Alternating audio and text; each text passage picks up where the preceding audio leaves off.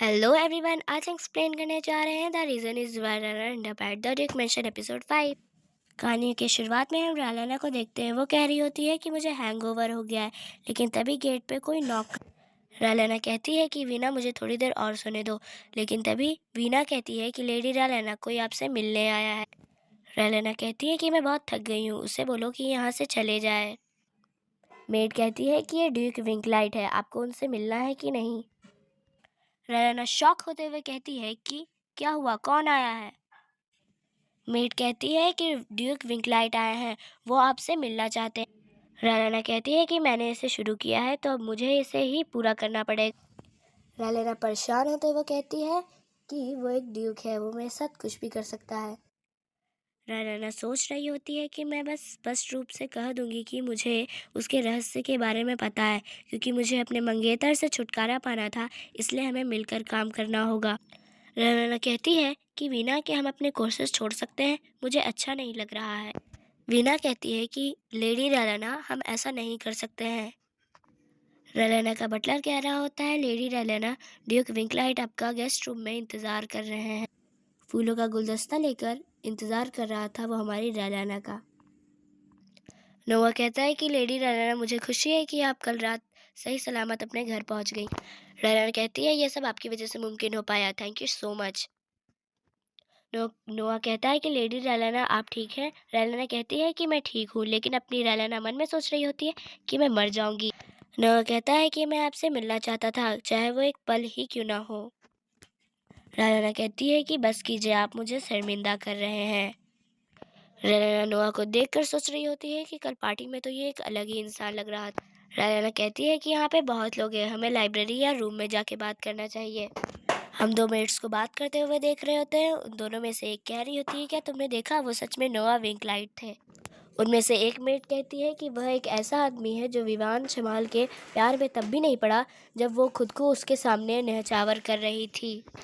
उनमें से एक मेट नोआ की एक्टिंग करते हुए कहती है कि मैं तुमसे ऐसे मिलूंगा वैसे मिलूंगा, और वो कितना हैंडसम लग रहा था। दूसरी मेट डरते हुए कहती है कि ऐसा मत करो, कोई हमें देख लेगा।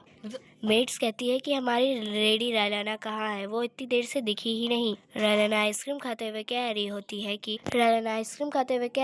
है कि हैंगओवर सबसे बेस्ट होती है आइसक्रीम। उसकी मेट कहती है कि आप इतना पीती ही क्यों हैं, जब आपको पता है कि आप इसे पी नहीं सकती, ना हैंडल कर पाती हैं। रालाना कहती है कि मैंने काफ़ी समय से शराब नहीं पी थी, इसलिए मैं अपने आप को रोक नहीं पाई उस समय। मेड रालाना से कहती है कि ड्यूक यहाँ क्यों आए थे और आप ड्यूक को कैसे जानती हैं।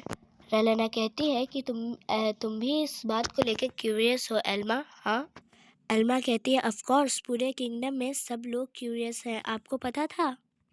रालाना कह रही होती है कि मैं ज़्यादा डिटेल में नहीं जा सकती हूँ इस बात को लेकर। रालाना कह रही होती है, लेकिन हम एक डील शुरू करने वाले हैं। हम संयोग से एक बॉल समारोह में मिले और हमें पता चला कि हमारे बीच एक डील और एक बिजनेस शुरू होगा। रालाना कहती है कि अगर सब कुछ सही रहा तो हम एक साथी बन जाएंगे। रालाना कहती है, लेकिन अब मुझे जाके अभी कॉन्ट्रैक्ट लिखना चाहिए, यही मेरे लिए सही होगा। रालाना के गेट पर नॉक करते हुए उसके पेरेंट्स कहते हैं कि रालाना, हम बात कर सकते हैं। रालाना शॉक्ड होते हुए कहती है, जी बिल्कुल। रालाना के पेरेंट्स पूछते हैं, क्या ड्यूक विंकलाइट तुमसे मिलने आए थे। हाँ, रालाना कहती है, जी हाँ। रालाना के पापा कहते हैं, क्या आप हमें बताने में कोई एतराज़ करेंगी कि क्या हो रहा है। रालाना कहती है, जी हाँ। रालाना कहती है, मैं ब्रूक्स से अपनी सगाई तोड़नी चाहती हूँ। रालाना के पेरेंट्स एक दूसरे को देखते हैं और फिर कुछ सोचने लगते हैं। रालाना के पेरेंट्स कह रहे थे कि हमें लगा कि तुम्हें ब्रूक्स पसंद है। रालाना कहती है कि मुझे ब्रूक्स कभी से नहीं पसंद था, जो बस मुझे कहा जा रहा था मैं वही कर रही थी, लेकिन अब मैं प्यार में पड़ना चाहती हूँ। रालाना कहती है कि मुझे पता है कि वो नहीं मानेंगे, इसलिए मुझे उन्हें धीरे धीरे समझाना होगा। रालाना को जैसा लगा था उसका उल्टा होता है, उसके पेरेंट्स मान जाते हैं। उसके पापा कहते हैं कि मुझे पता है कि तुम हमेशा ही सही रहोगी। रालाना की मॉम कहती है कि हम तुमसे बहुत प्यार करते हैं। रालाना अपने शब्दों को लेकर शर्मिंदा हो रही होती है। रालाना शुक्रिया अदा कर रही होती है अपने पेरेंट्स का।